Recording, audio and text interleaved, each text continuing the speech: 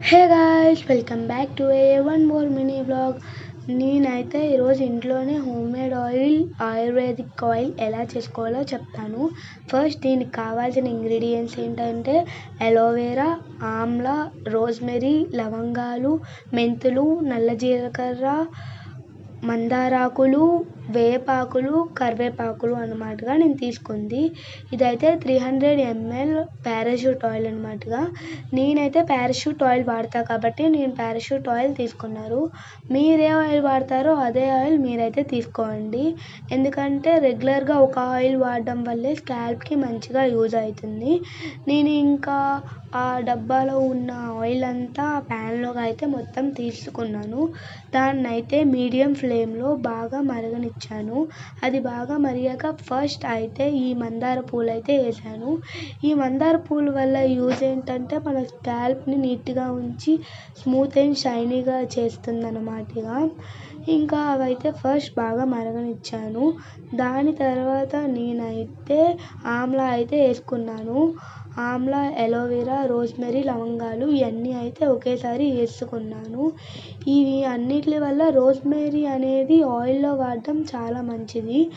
ఇంకా ఈ మెంతులు, నల్ల జీలకర్ర అయితే హెయిర్ని నీట్గా చేస్తుంది. అండ్ ఎప్పుడైతే నీమ్ మనం యూజ్ చేస్తామో అది డాండ్రఫ్ని తగ్గిస్తుంది, లైస్ని కంట్రోల్ చేస్తుంది, అంటే పేలుని కంట్రోల్ చేస్తుంది. ఈ కర్రీ లీవ్స్ ఇవన్నీ కూడా స్కాల్ప్ని నీట్గా ఉంచి మొత్తం ఏ బ్యాక్టీరియా ఉన్నా హెయిర్లో మొత్తం తీసేస్తాయి అన్నమాటగా. అందుకే ఇవన్నీ యూజ్ చేశా. యాక్చువల్లీ అసలు ఇవి కూడా నాకేం తెలీదు. నాకు ఇవన్నీ యూజ్ చేయడం వల్ల హెయిర్ పెరుగుతుందని తెలుసు, బట్ నాకు అంత క్లారిటీగా తెలియదు దేనికి ఏం యూజ్ అవుతుందని చెప్పి. అందుకని చెప్పి నేను వెళ్ళి ఏఐని అడిగి తెలుసుకున్నాను అన్నమాటగా అసలు ఏం వాడితే ఏం యూజ్ అవుతుందని చెప్పి. ఇవన్నీ చాలా యూస్ఫుల్ అన్నమాటగా హెయిర్కి. అండ్ డాండ్రఫ్ని కంట్రోల్ చేస్తుంది, లైస్ని కంట్రోల్ చేస్తుంది, స్కాల్ప్ని స్ట్రాంగ్గా ఉంచుతుంది, అన్నీ రెడ్యూస్ చేస్తుంది అన్నమాటగా. అండ్ ఓవరాల్గా ఈ ఆయిల్ అయితే హెయిర్ని హెల్తీగా ఉంచుతుంది. నేను అన్నీ వేసా కానీ ఒక్కటైతే వేయడం మర్చిపోయా. అదే ఉల్లిపాయ వేయడం అయితే నేను ఫస్ట్ మర్చిపోయా.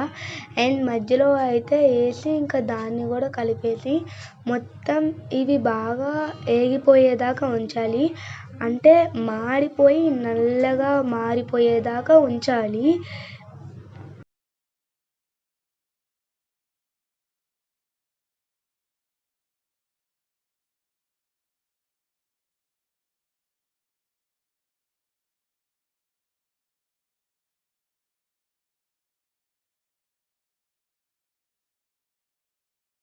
ఇంకా అలా బాగా మాడిపోయేదాకా ఉంచిన తర్వాత ఇదిగోండి ఇక్కడ నేను చూపిస్తున్న కలర్లో అయితే మొత్తం తీసుకొని ఇలా అయితే నీట్గా ఫస్ట్ వాటిని బ్రష్ చేసుకోవాలి. అయితే బాగా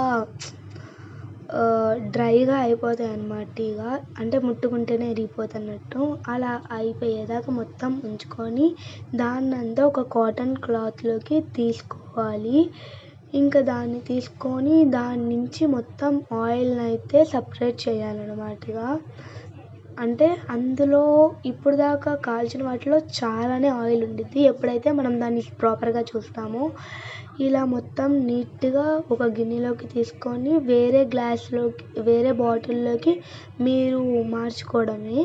that's it for today. For more videos subscribe to our channel.